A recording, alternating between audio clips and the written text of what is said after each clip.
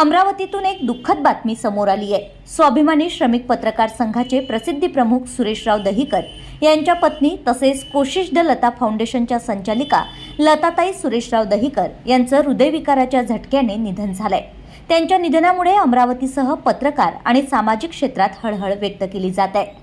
अमरावती येथील सामाजिक व पत्रकारिता क्षेत्रातील परिचित व्यक्तिमत्व लताताई सुरेशराव दहिकर यांचं नुकतंच हृदयविकाराच्या झटक्याने दुःखद निधन झालं। त्या 58 वर्षाच्या होत्या। लताताई दहिकर या मनमिळावू स्वभावामुळे परिसरात सर्वांच्या परिचयाच्या होत्या।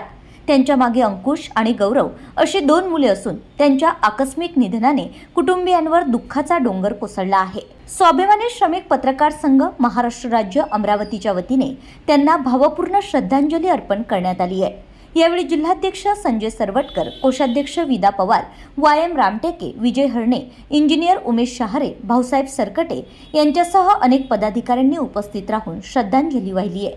तसेच सुरेशराव दहिकर यांची सांत्वनपर भेट घेत कुटुंबियांच्या दुःखात सहभागी झाल्याची भावना व्यक्त करण्यात आली आहे। लताताई दहिकर यांच्या निधनाने सामाजिक क्षेत्रातील एक संवेदनशील व्यक्तिमत्व काळाच्या पडद्याआड गेला आहे। त्यांना महाराष्ट्र कनेक्ट न्यूजकडून भावपूर्ण श्रद्धांजली।